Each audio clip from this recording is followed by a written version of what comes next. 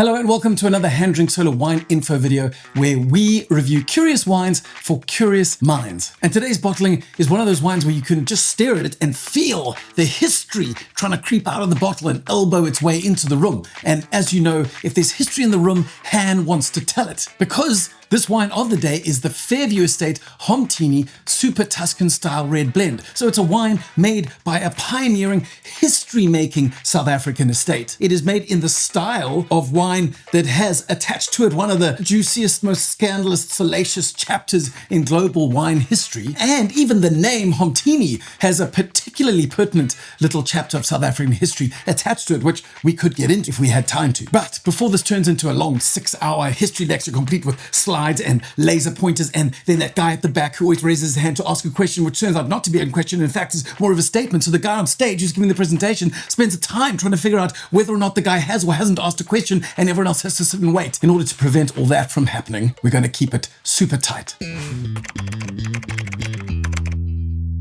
First of all, I could talk about Fairview as an estate. In fact, I should talk about Fairview and the long shadow of pioneer Charles Back, because honestly, Fairview is one of those estates that didn't just participate in South African wine history, it practically bent it out of shape in all the best ways for roughly the last 50 or 60 years. And so this team of Fairview and the various labels that they own really have been a long list of agitators and rebels and innovators and cultural troublemakers, and somehow they still find ways to push the industry forward, even though they have a fairly classic wine aesthetic. But luckily, we can skip over all that because I've made a whole bunch of Fairview videos already. So I'll link them and we'll move on. We did mention already that this is not any old South African red blend, certainly not a common Bordeaux style blend. It's not a Swartland red blend. It's not even a Cape red blend. This is actually one of those rare examples of a Super Tuscan style wine made with South African grapes. Now, ideally, I'd love to skip over that as well and move straight along because I've already made a whole bunch of deep dive videos on what Super Tuscans are, what goes into the bottle, and why that little chapter is quite important in the larger scheme of global wine history. But it felt wrong to skip it completely, so I'm going to give you a short, messy version just to get you up to speed. And that short version goes something like this. Back in 1960, there were a bunch of rebel, grumpy, and old winemakers who were totally sick of having to work with indigenous cultivars like Sangiovese, and they sat in Tuscany one day and said, "No more Commodore!" And they decided to rip up Sangiovese and instead plant grapes like Cabernet Sauvignon and Merlot and even Shiraz because they were convinced that the rest of the world wanted those fancy French grapes. This didn't please the DOC folk or the powers that be at all, so these little rebellious winemakers from Tuscany got booted straight out of the entire DOC system. But this also meant that they were kind of free to do whatever the heck they wanted. And so they went on and made wines from Cabernet Sauvignon, Merlot, and Shiraz, and it ended up almost accidentally making some of the most famous and expensive Italian wines in history. So much so that in fact the DOC folk came back and said, "We're very sorry, we were wrong. Please come back and join us and you can make whatever you want. We'll even give you your own little set of rules and your own kingdom in Bulgaria on the Tuscan coast." And so they did. And you'd think that would be a happy ending were it not for the fact that the children of these rebels have now flipped the tables on the DOC again and said, "Screw you and your French grapes and your DOC rules. We choose to make only Italian Sangiovese because we're proud of our heritage." If that's not an example of revolutions eating their children, I don't know what is. But enough about those Super Tuscans. Let's get back to this Super Tuscan, the Homtini Red Blend.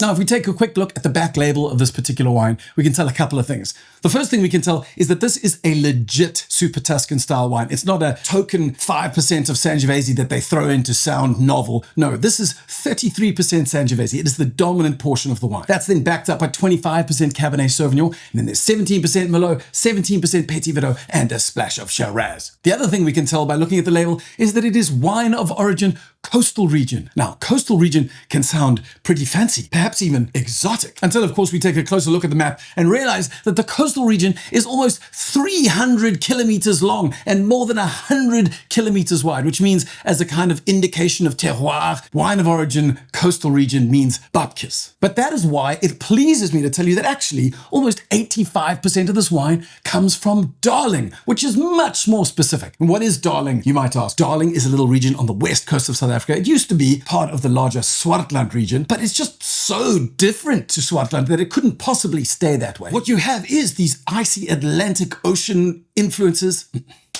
So what Darling has that Swartland doesn't have is direct icy Atlantic Ocean influences, raised sandhill-like formations, and on those sandhills, these wind-lashed vineyards. And this unique set of climatic conditions have given rise to the most amazing salty West Coast Sauvignon Blancs and coastal Cinsaults and red wines that behave absolutely nothing like anything produced on the inland. If you don't believe me, just try drinking Fairview's Lanna Hill Shiraz from Darling Hills in Darling and compare it to any other Shiraz that they produce from anywhere in the country, and you will see exactly why Darling is such an important region. So now that we know where most of the fruit is from, let's get into the glass and see what winemaker Anthony de Jager has prepared for us.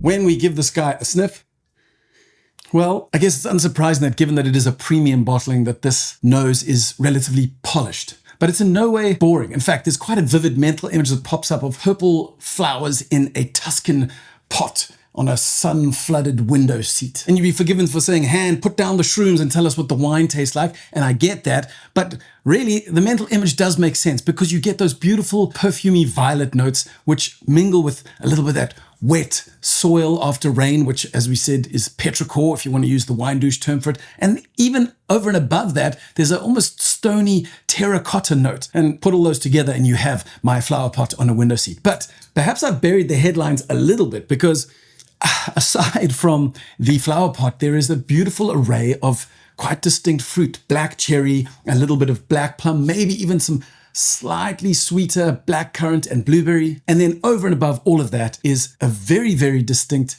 vanilla spice. Now, that vanilla spice shouldn't surprise us at all because this wine spent 19 months in French oak and American oak. You might say, well, what's the significance of French or American oak? Well, I guess oak barrels are a little bit like the people that make them because French barrels take a little bit longer to open up to you before they start sharing their thoughts. And so they, to continue the analogy, have less of an impact on the wine. Whereas an American barrel's pretty happy to tell you from day one at full volume pretty much everything that it thinks about everything, which is why often wines made with 100% American oak have loads of notes of coconut and caramel, and Reserva wines from Rioja in Spain are often associated with those sort of coconutty notes because they spend so long in brand new American oak. But that is all changing because sometimes that's a bit much. On this wine, it's a beautiful balance between French and American, but the vanilla that is there is not a overpowering negative sense. It's actually ridiculously articulate. It almost, you can see the little shriveled pieces of bark that come in those little glass tubes in those grocery stores owned by artisanal folk with tweed jackets that charge too much for groceries.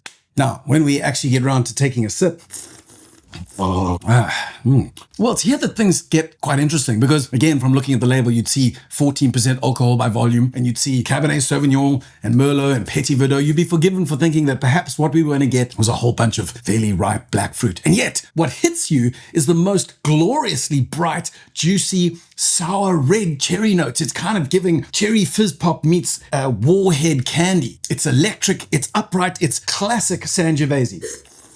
And as we said earlier, this is not a little gimmick where it's a Bordeaux blend where they throw a few drops of Sangiovese. This wine is built around that beautiful central core of sweet, savory, sun-dried tomato and red cherry, and then bolstered by some of the structure from some of those bigger grapes. It really is a beautifully poised wine. And the Sangiovese isn't just deliberate in the style of the wine, it is even conceptually deliberate. And again, you might say, Han, what on earth does it mean for a wine to be conceptually deliberate? Well, Sangiovese is an Italian cultivar. And according to the winemaker, it is a reference to a family from Italy, from the northern Italian regions where they worked in textiles, the Rabellini family, who came down to South Africa in order to start a local silk industry. They were invited by a rich nobleman who lived near Knysna and told them that there were plenty of mulberry trees there. Only when they arrived, there were no mulberry trees, and so there was no silk industry. Now, this Rabellini family had to eventually find a different way to make a living, and so they traveled through a narrow pass near Knysna,